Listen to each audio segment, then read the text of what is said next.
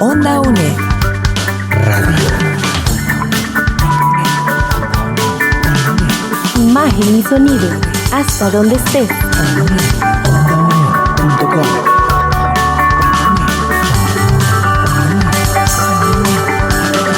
Un espacio de la Escuela de Ciencias Sociales y Humanidades de la UNED. Hasta donde estés. Onda UNED. Acortando distancias.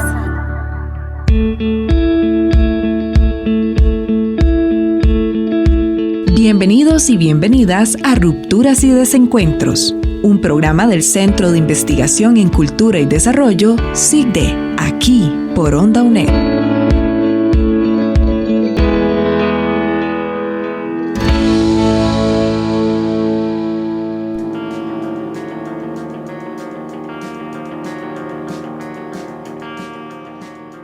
Bienvenidos una vez más a Rupturas y Desencuentros. Les habla Megan López. Y antes de comenzar el programa del día de hoy, ¿se han preguntado por qué en Costa Rica seguimos debatiendo sobre la fecundación in vitro o que las madres puedan recurrir a realizarse un aborto terapéutico cuando su vida o la de su bebé está en riesgo? ¿O quiénes están detrás de que las escuelas y colegios tengan acceso a las guías de educación sexual? Estos y otros temas que se discuten en la actualidad giran alrededor de la política y la religión, teniendo en medio la moral del país. Para conversar sobre este tema, hemos invitado al investigador del Centro de Investigación en Cultura y Desarrollo, Andrei Pineda Sancho, a quien le damos la bienvenida. Andrei, ¿cómo se encuentra? Muy bien, Megan, muchas gracias por la invitación al programa. Siempre es un placer. Bueno, Andrei, como ya lo acabamos de comentar sobre esta discusión que ronda en el país sobre educación sexual, fecundación in vitro, aborto terapéutico, matrimonio igualitario, identidad de género, o sobre los derechos de las madres y padres a incidir en la educación sexual y moral de sus hijos e hijas, pareciera que no se habla solo de leyes, programas educativos, tratamientos médicos o sentencias judiciales. ¿Qué es lo que realmente está en juego en estas controversias públicas? Sí, bueno, es una pregunta bastante compleja y que además tiene una larga trayectoria histórica. Desde mi punto de vista, Megan, lo que está en juego detrás de todos estos temas que son bastante amplios, bastante diversos, lo que tiene en común cada uno de ellos y las disputas que giran en torno a ellos es una disputa finalmente por la definición última del orden moral en un país como Costa Rica. Digo en un país como Costa Rica porque no es un fenómeno solamente costarricense. Estas disputas por el orden moral se han venido dando en distintas sociedades, sobre todo en las sociedades occidentales. Y como lo decía, es un fenómeno que no nace ayer, que no nace hace 10 años, sino que prácticamente ha sido propio de la dinámica de ese periodo histórico en el que nos encontramos y al cual hemos llamado modernidad. Ha sido prácticamente una constante esta lucha por definir el orden moral válido, un orden moral válido para el conjunto de las personas. Hay personas que pensarán que no es posible generar un solo orden moral válido para todas las personas, sino que habría que pensar en términos más plurales, más fieles a la diversidad que es propia de nuestros contextos sociales. Pero lo cierto es que detrás hay unas ideas sobre lo bueno, lo malo, lo deseable, lo indeseable, el comportamiento apropiado, el comportamiento no apropiado. Y detrás de esas disputas hay, por supuesto, imaginarios diversos, entre los cuales sobresalen especialmente los imaginarios de tipo religioso, aunque no de forma exclusiva. Entonces, ese es el gran aglutinador detrás de esas disputas, de esos temas que usted ha mencionado en la presentación de este programa. ¿Y por qué estos temas pueden provocar incomodidad o ser, digámoslo así, controversiales cuando se ponen en la mesa de dominio público, que terminan tocando fibras tan sensibles sobre la vida, la familia, la niñez, la sexualidad, la religión derechos y autoridad moral? Bueno, son sensibles porque, de nuevo, cuando hablamos de temas morales, fundamentalmente estamos hablando sobre las nociones que tienen cada persona, pero también los distintos colectivos a los cuales pertenecen las personas sobre algo tan serio, tan fundamental como la noción de lo bueno y la noción de lo malo. Cuando hablamos de moral, estamos hablando de una propuesta que suponemos nos permite vivir una vida buena y alejarnos de una vida mala. Ahora bien, esto suena muy sencillo, digamos, así que cualquiera podría compartir esa definición. Se complejiza y se problematiza cuando pensamos que no hay una sola forma de pensar lo bueno y no hay una sola forma de pensar lo malo. Y ahí es donde empiezan las disputas por la definición de lo bueno, de lo malo, y sobre todo por, digamos, la matriz que sostiene esas nociones. A lo largo de la mayor parte de la historia conocida, esas nociones de lo bueno y lo malo han estado muy de la mano, han caminado de manera muy paralela con concepciones de la vida de tipo religioso. Solamente, o no solamente, pero digamos de manera más fuerte en esta época que hemos llamado la modernidad, en donde la matriz religiosa que sostenía la moral ha perdido cierta fuerza, no en el sentido de haber desaparecido ni de estar desapareciendo, sino en el sentido de que han surgido, digamos, visiones rivales que no pasan centralmente por lo religioso para definir lo bueno y lo malo. En ámbitos, como usted ya lo ha mencionado, tan diversos como la vida en términos generales, la familia, la niñez, los derechos de las personas, la autoridad, el origen de la autoridad en nuestras sociedades, y particularmente quizás el tema más sensible, el tema de la sexualidad, un tema que siempre fue importante para las religiones, que siempre fue importante para el cristianismo y en el cual las religiones y particularmente el cristianismo siempre han tratado de ejercer una regulación sobre las formas legítimas o ilegítimas a través de las cuales las personas viven su sexualidad, se relacionan con su propio cuerpo, con el cuerpo de las otras personas, etcétera. En la medida en que esa concepción de matriz religiosa ha empezado a ser cuestionada, y empezado a ser cuestionada, hay que decirlo, no es algo reciente, sino de muchas décadas para atrás, o que viene siendo cuestionado desde hace décadas, es que las fibras empiezan a volverse particularmente sensibles, especialmente para las personas que basan su moralidad en concepciones religiosas un poco más rígidas, un poco más pegadas al dogma de esas religiones, y que además tienen una interpretación según la cual su concepción es la única que vale y todas las demás de alguna manera están equivocadas. Y André, y aunque estamos hablando de momentos actuales y ya los mencionabas, esto no es de 1 o 5 años. Tal vez si nos puedes comentar desde cuándo viene esta disputa por la autoridad moral en Costa Rica. Sí, eso es muy interesante, Megan, porque bueno, es un tema que se ha puesto en la palestra pública en los últimos años, que ha impactado mucho la dinámica política, la conversación pública, la discusión pública, porque no es solo conversación, ha llegado a momentos álgidos de mucha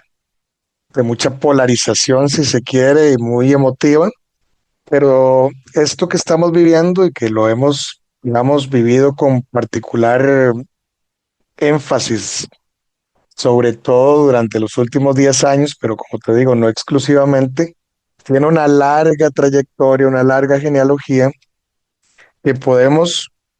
ubicar en los orígenes mismos de la modernidad, pero que se exacerbó sobre todo a partir de la Revolución Francesa a finales del siglo XVIII. A partir sobre todo de este gran hito, empiezan a abrirse paso en las sociedades occidentales nuevas concepciones, sobre todo de el orden político, concepciones sobre cuál es el origen del poder, el origen de la soberanía de los estados. Pensemos, por ejemplo, que antes, sobre todo durante la Edad Media,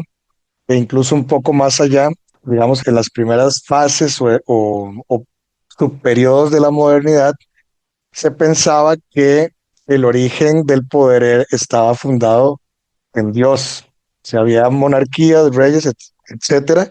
era porque de alguna manera estaban amparadas en la voluntad y eran depositarios y depositarias de la voluntad de Dios de manera directa. Con la modernidad, con los idearios ilustrados, con la Revolución Francesa, esta idea se empieza a trastocar. El origen del poder ya no está, digamos, derivado directamente de Dios o de la divinidad, sino que empieza a postularse que procede de, digamos, fuentes más mundanas, más seculares, particularmente lo que conocemos como soberanía popular. El origen del poder y su legitimidad está fundado sobre todo en el pueblo, en las personas, y no directamente en Dios. Aunque estas personas puedan después alegar que se inspiraron en principios religiosos o que de alguna manera se ampararon también en la voluntad de Dios, lo importante es que empieza a darse una traslocación, una transformación de los imaginarios en este sentido. Pero no solamente a nivel político, empiezan a surgir también desde la política, pero con implicaciones más generales sobre la cultura, propuestas alternativas a los imaginarios centralmente religiosos, como por ejemplo, y el más importante durante un buen tiempo, el liberalismo político, que proponía nociones muchísimo más laicas, muchísimo más seculares de la política, de la sociedad, de la cultura, y que de alguna manera también disputaba o empezó a disputar con lo religioso, particularmente con la Iglesia Católica, el control de ciertas áreas de la vida social que durante años fueron prerrogativas de una institución como la Iglesia Católica. Entonces, ya volviendo, revisando esto al caso de Costa Rica, tendríamos que pensar que un primer umbral de transformación, si se quiere, de secularización inicial, se dio sobre todo a partir de la independencia. A partir de allí, el poder de la Iglesia Católica empieza a disputarse de alguna manera, no es totalmente desplazada, pero de manera paulatina empieza a disputarse desde concepciones liberales y encuentra su culmen o su punto máximo de disputa, su clímax, para ponerlo en términos cinematográficos, sobre todo a partir de la década de 1880, cuando en 1884, por ejemplo, se promulgan una serie de leyes que se conocen en la historiografía costarricense como leyes anticlericales, en la cual se secularizan los cementerios, se restringen las órdenes religiosas en Costa Rica, incluso se expulsa al obispo de ese momento, máxima cabeza de la Iglesia Católica costarricense del país, se expulsa. Luego se manifiesta también de forma muy clara en la reforma educativa de 1886, cuando se desplaza la educación religiosa de las escuelas públicas del país, de las escuelas y colegios. No solo se desplaza la educación religiosa, sino que al mismo tiempo se hace una reforma integral que prioriza otro tipo de concepciones, otro tipo de imaginarios en la educación de tipo liberal, positivista, científico, etcétera, y en la cual el propósito de la expulsión de las órdenes religiosas se saca de manera bastante clara a la Iglesia Católica del control de la educación. Y finalmente, algo muy importante es también el Código Civil de 1888, en donde se instauran, entre otras cosas, el matrimonio civil como obligatorio, es decir, que aunque las personas se casen por la Iglesia Católica, finalmente ese matrimonio debe quedar inscrito a nivel civil como parte de una legitimación estatal, y también la posibilidad del divorcio civil o del divorcio en general, porque recordarán las personas que nos escuchan Y antes de esto, el divorcio no era una posibilidad ni legal a nivel estatal, ni tampoco, por supuesto, mucho menos dentro de el matrimonio que era celebrado por la Iglesia Católica. Ese matrimonio era indisoluble desde el punto de vista de los dogmas católicos. Entonces aquí se manifiesta muy claramente esta disputa por un orden moral con dos actores muy, muy claros, muy diferenciados, el liberalismo por un lado y la Iglesia Católica por el otro,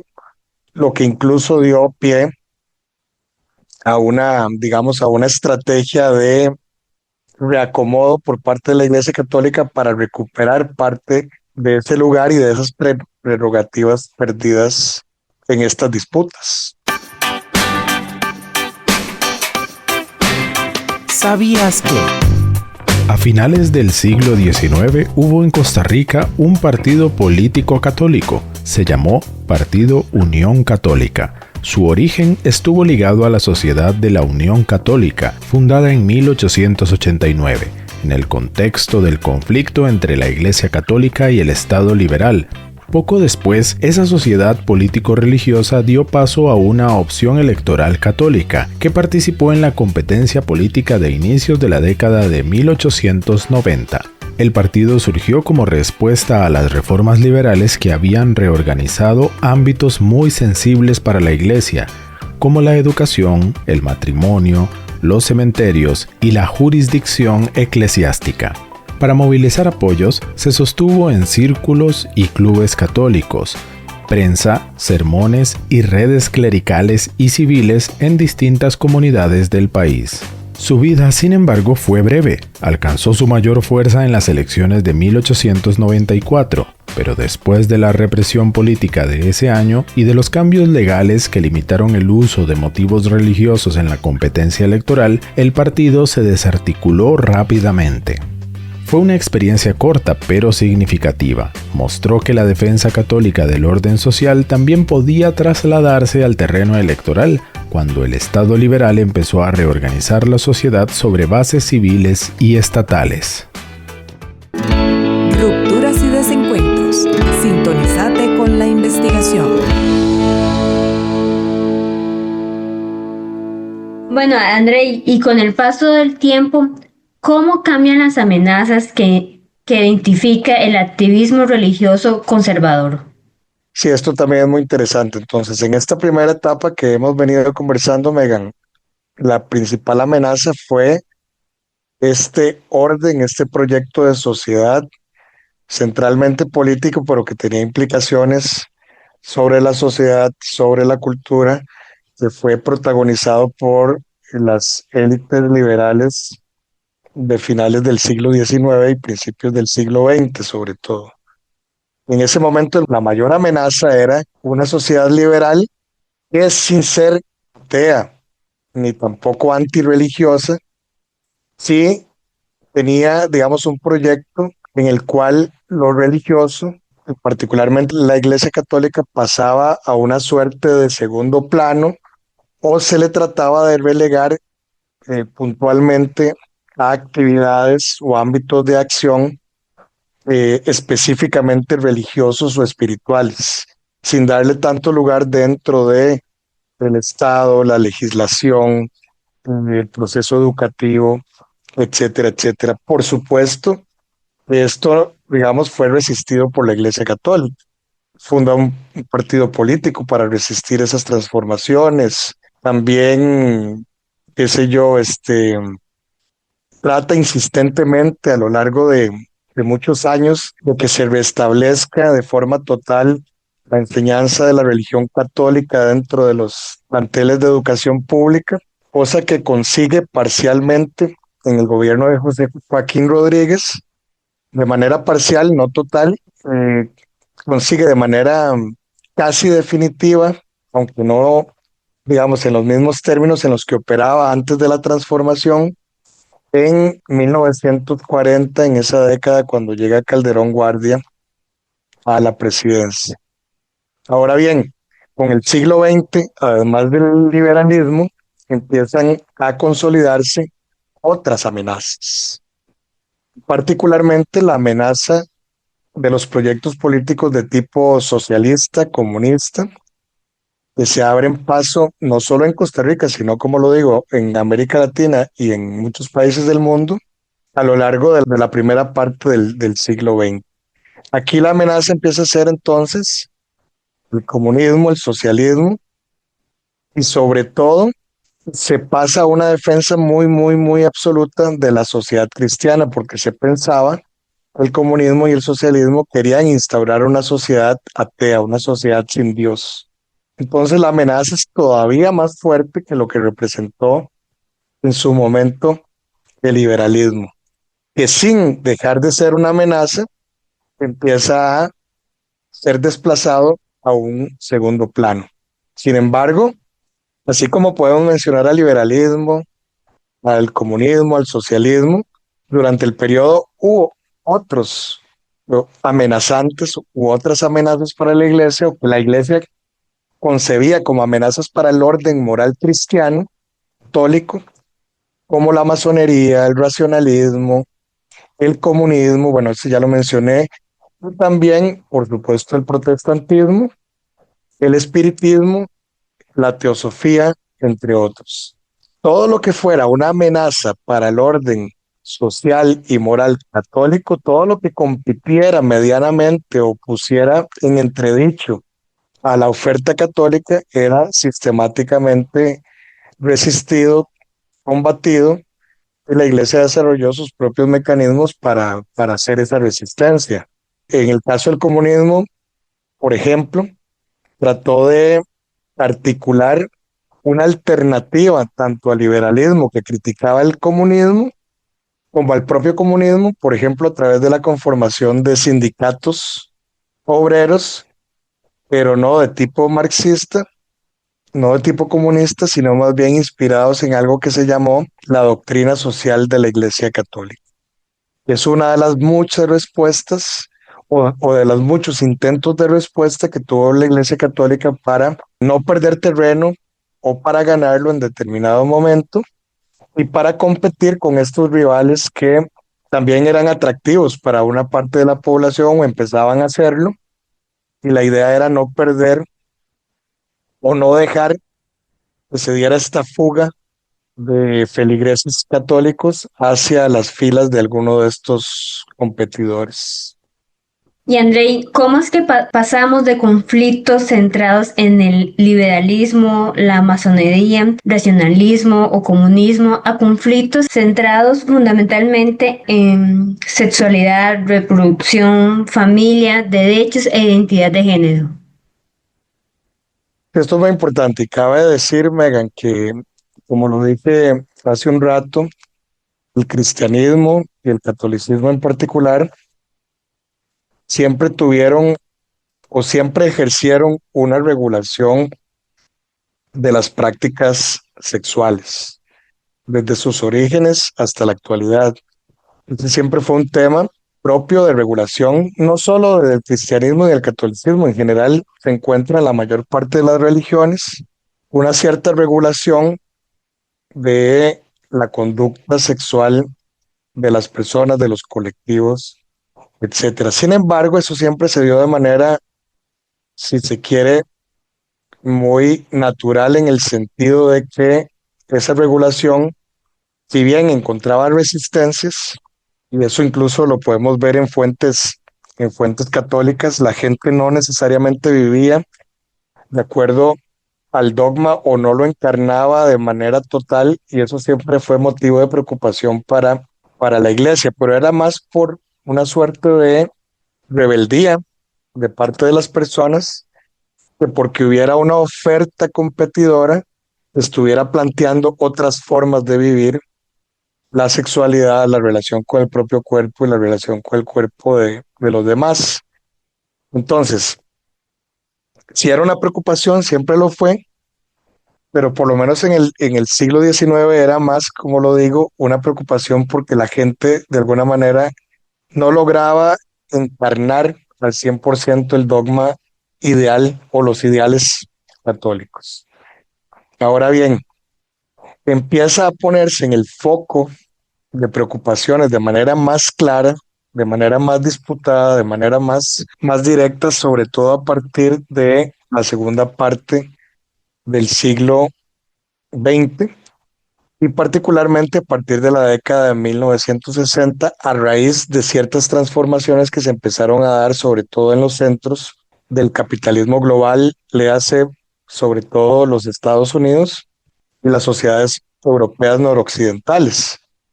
y relacionado con cambios en eso que se llamó para esa sociedad de la revolución sexual, algo que, digamos, de alguna manera se entendió como una transformación o una incipiente transformación, pero bastante importante, de las formas tradicionales de entender la sexualidad, de vivir la sexualidad, de relacionarse con el cuerpo, de entender el placer, de entender los propios derechos sobre el cuerpo, sobre el placer y sobre la sexualidad. Y además eran concepciones muy novedosas y que no pasaban directamente, o que directamente amenazaban y se saltaban el orden moral propuesto por el cristianismo, ya sea de matriz católica o evangelical en este caso, evangélica protestante en el caso de los Estados Unidos, por ejemplo. Allí entonces la sexualidad empieza a explotar en estas sociedades como la principal fuente o una de las principales fuentes de disputa, porque los otros amenazantes que hemos mencionado no desaparecieron. El liberalismo se mantuvo, la amenaza, comillas, comunista también se mantuvo durante ese periodo, pero además se sumaron a esta revolución sexual que empieza a tener impactos tímidos, si se quiere, no tan radicales, en las sociedades periféricas del sistema mundo capitalista, como es el caso de Costa Rica. En el caso de Costa Rica no se manifiesta de manera tan, digamos, radical, pero se empiezan a dar sobre todo visos a partir del crecimiento de los feminismos y también de las políticas de control de la natalidad, políticas estatales, por supuesto, que implicaban, entre otras cosas, el uso de métodos anticonceptivos, lo cual ya implicaba una cierta autonomización de las personas para vivir su sexualidad, para decidir cuántos hijos y cuántas hijas tener o no tener, cosas que de alguna manera también incomodaban a la moralidad católica, que básicamente defendía que se debían tener todos los hijos e hijas que Dios quisiera, sin que hubiesen, digamos, métodos artificiales, comillas, para regular eso, que básicamente dependía de la voluntad de Dios, porque el fin del matrimonio, de acuerdo con esa concepción, era la reproducción, entre otros. Uno de los principales fines. Entonces aquí ya la disputa se empieza a trasladar a temas de sexualidad. Andrei, en este nuevo escenario, ¿qué papel tuvo el crecimiento evangélico en Costa Rica? Sí, bueno, esto también es muy interesante porque hablamos de cómo fueron diversificándose las amenazas al orden moral cristiano católico a lo largo del tiempo, pero hasta el momento solamente hemos hablado de un actor conservador que es la Iglesia Católica en este caso. Sin embargo, a propósito de lo que hemos venido conversando y sobre todo a partir de la segunda mitad del siglo XX se empiezan a diversificar también los actores conservadores, es decir, aquellos actores que encienden estas alarmas de amenaza alrededor del liberalismo, comunismo, socialismo, revolución sexual, todo aquello que de alguna manera le hacía perder autoridad social y moral a lo religioso sobre la vida de las personas. Y en este caso, a partir de 1950 sobre todo, y con más énfasis a partir de 1970, aparece otro actor que son las congregaciones evangélicas, sobre todo de tipo pentecostal y después de tipo neopentecostal, que empiezan a crecer de manera muy acelerada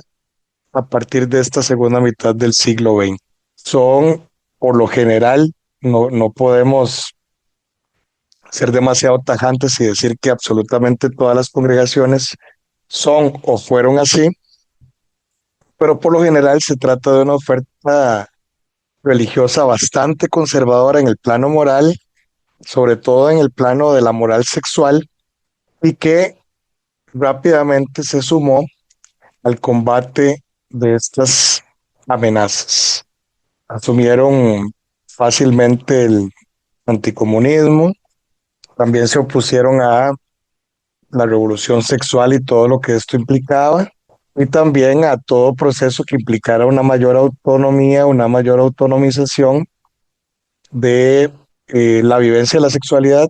pero sobre todo de el propio cuerpo de las personas. Siempre hacía falta la regulación que viene de la Biblia, en el caso de los evangélicos, o de los dogmas de la tradición católica, en el caso de la Iglesia Católica. Entonces, esto también impacta, sobre todo porque se empiezan a diversificar los actores conservadores y, como se verá más adelante, incluso llegan a hacer frente común para combatir esas amenazas que detectan en el orden moral de matriz cristiana, en este caso. ¿Y por qué algunos sectores evangélicos pasaron de una presencia principalmente religiosa, comunitaria y mediática a una participación política y electoral más directa? Bueno, esto es parte de lo que estaba señalando. Al principio hay que tomar en cuenta que las sociedades latinoamericanas, Costa Rica, no se escapa, desde la colonia, desde su configuración colonial, tuvieron una fuerte impronta católica. Durante toda la colonia, la oferta religiosa, la propuesta religiosa que logró imponerse hegemónicamente fue el catolicismo. No quiere decir que no existieran otras concepciones religiosas o espirituales, por ejemplo, provenientes de los pueblos originarios, pero la que se instauró y dejó su huella de forma hegemónica fue el catolicismo. Eso durante toda la colonia, durante una buena parte del siglo XIX, ya después de las independencias. Sin embargo, con las independencias, poco a poco empezaron a llegar nuevas ofertas religiosas o casi religiosas.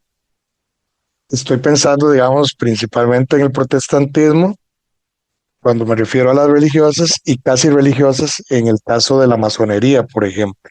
que empiezan a abrirse paso después de haber estado totalmente vedadas, de haber estado totalmente prohibidas y repelidas del orden colonial, empiezan a abrirse paso porque países como Costa Rica empiezan a tener relaciones comerciales, sobre todo, y políticas con países de tradición protestante o parcialmente protestante, como es el caso de Inglaterra, ciertas regiones de Alemania y por supuesto con los Estados Unidos. Entonces,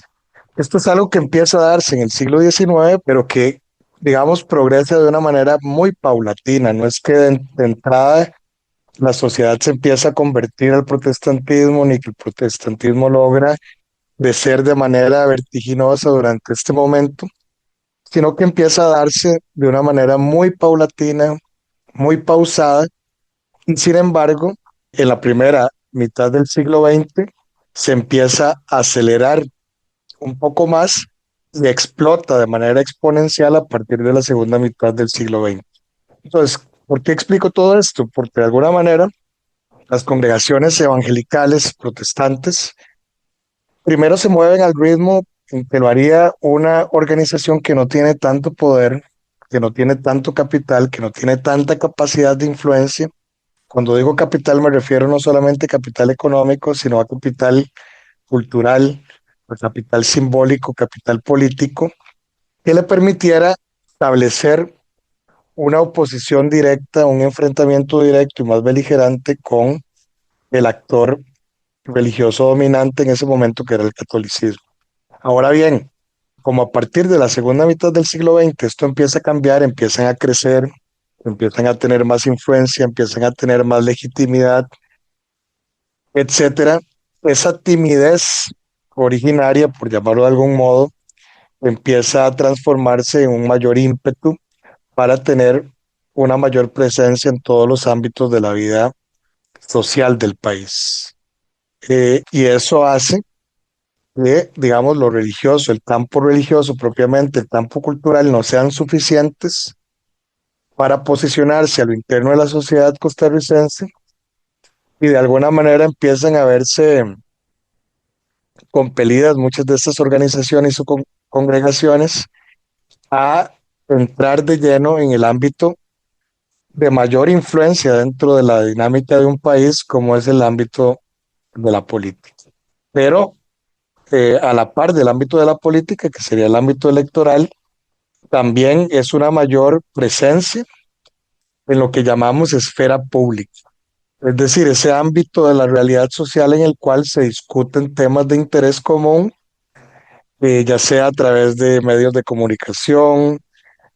sobre todo a partir de medios de comunicación como prensa escrita, radio, televisión, empiezan a posicionarse y a tener una voz sobre temas que son de interés común y que se enmarcan dentro de su particular visión religiosa del mundo, de la moral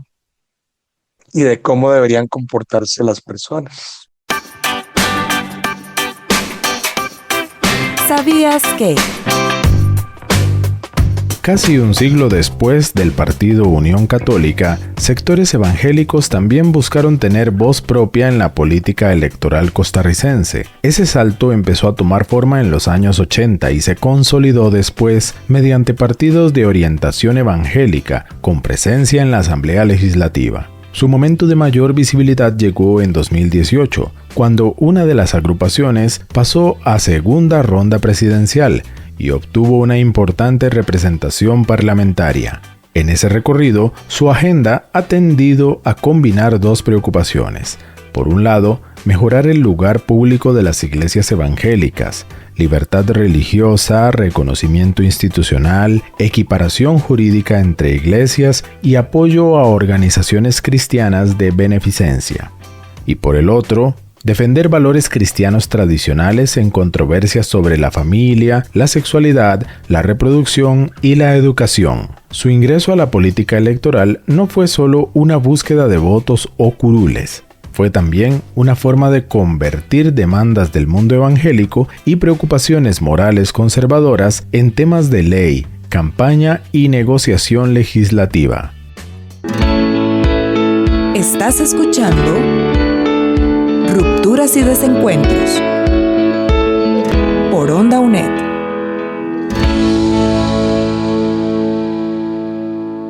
Hoy en día es muy frecuente escuchar la frase ideología de género cuando se habla de los temas que hemos estado conversando en este espacio. Pero, ¿cuál es el papel que juega esa frase? Bueno, esa es una frase que tiene digamos, esa que tiene una trayectoria histórica más corta, no tan prolongada como otros fenómenos que hemos venido discutiendo. Esto es algo que sobre todo propuso el Vaticano en los años 90, pero que no se popularizó sino hasta hace tiempos recientes, podemos decir quizás 2010 para acá, y tiene la ventaja de que agrupa, la ventaja para los sectores conservadores me refiero, que agrupa una serie de preocupaciones para estos sectores y las condensa en una sola frase, en una sola noción. Es una categoría también ideológica, digamos, irónicamente, porque se utiliza supuestamente para denunciar un plan o una forma de tratar de transformar la existencia a partir de nociones como el género. Entonces, por ejemplo, toman todas las teorías de género que vienen del feminismo, de los feminismos, que vienen también de las ciencias sociales, lo que llamamos en ciencias sociales teorías de género, en las cuales se estudia, por ejemplo, por qué los hombres y las mujeres se comportan de tal o cual manera, si esto es parte de la biología o si es más bien parte de la cultura, de la historia, de la sociedad en la que viven. toma todas estas teorías y las etiqueta como ideologías políticas que lo que quieren es tergiversar la realidad, tergiversar la ciencia, tergiversar lo natural para transformar, digamos que tendrían un plan para transformar nuestras sociedades, las morales que imperan en ellas, y por tanto también los comportamientos de las personas. Ahí meten en el mismo saco la educación sexual, el feminismo, el aborto en cualquiera de sus manifestaciones y causales, el matrimonio igualitario, por supuesto, todo lo que tiene que ver con la identidad de género, las políticas de igualdad de género, los derechos sexuales reproductivos, etcétera. Todo esto lo meten dentro del saco ideología de género y a partir de allí, de alguna manera logran aglutinar todos los amenazantes que ven en el ambiente del orden moral cristiano y lo resumen en esta frase llamada ideología de género, que es más que todo una categoría también ideológica, porque es para librar una disputa de tipo político ideológico. Andrés, pero ahí terminando esta conversación que hemos tenido, ¿cuál sería la idea central con la que el público que nos escucha se debe quedar? Bueno, no sé si una sola idea central, en realidad hemos procurado ser lo más descriptivo posible,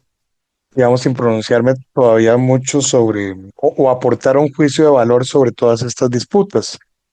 Pero a mí me parece que sí deberíamos quedarnos con digamos, un pensamiento que no he desarrollado a lo largo de la entrevista y es que la modernidad ya de por sí entraña una disputa por el orden social, por el orden moral, y la entraña sobre todo porque ha sido imposible en condiciones modernas que una sola propuesta de moral, una sola visión de mundo, se imponga como la única que vale para todas las personas y para todos los colectivos. Si hay algo que es propio, una tendencia que es muy propia de las sociedades modernas, es una tendencia al pluralismo axiológico, es decir, al pluralismo de valores, de concepciones del mundo. Y también esto emparenta muy bien con la idea de república y con la idea de democracia, en el sentido de que la república y la democracia implican o necesariamente se implican la idea de pluralismo, es decir, la posibilidad de que haya diferentes colectivos, diferentes sectores de la sociedad con diferentes formas de concebir el mundo, diferentes formas de concebir la sociedad, la moralidad, etcétera, y que de alguna manera, por lo menos a mi juicio, deberíamos encontrar una forma de organización en la cual todas esas propuestas de vida buena, porque finalmente son propuestas de vida buena, muy rara vez alguien va a proponer algo que sea a propósito negativo para su propia vida o para la vida de los demás, aunque obviamente ocurre, que de alguna manera encontremos la forma de construir una sociedad en la que quepan todas esas propuestas de vida buena, sean de matriz religiosa o no religiosa, y que encontremos a partir de allí puntos en común, obviamente respeto, tolerancia por las opciones de las otras personas y que logremos construir eso que una filósofa española, Adela Cortina, llamó una ética de mínimos, una ética cívica que nos permita coincidir a partir de mínimos comunes y sobre todo convivir a pesar de las diferencias, de manera tal que logremos salirnos del atolladero de las posiciones absolutas y de la idea de que existe un solo orden moral que merece la pena ser defendido a toda costa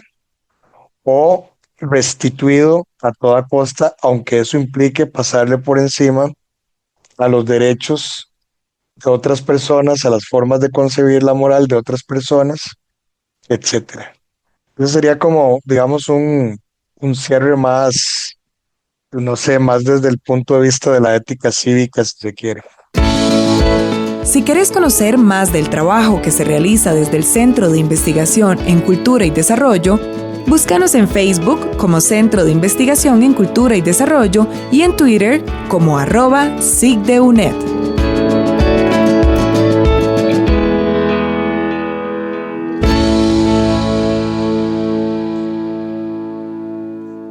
Los temas, cambian los actores y cambian los lenguajes, pero permanece una pregunta de fondo. ¿Quién puede definir legítimamente la vida, la familia, la sexualidad, la educación, la niñez y el orden moral de la sociedad? Llegamos al final del programa del día de hoy. Andrei, muchísimas gracias por habernos acompañado. Con todo gusto, un placer. Y los esperamos en un próximo programa. Hasta pronto.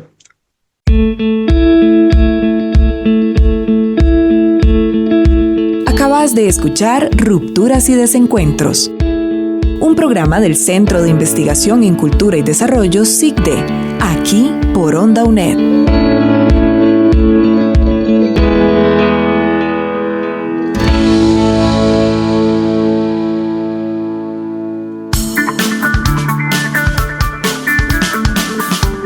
Onda UNED.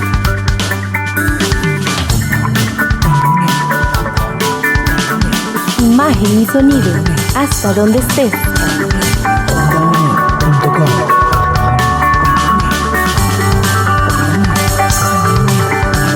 Busca nuestras producciones en ondaunet.com y seguinos en redes sociales. Hasta donde estés. Onda UNED. Acortando distancias.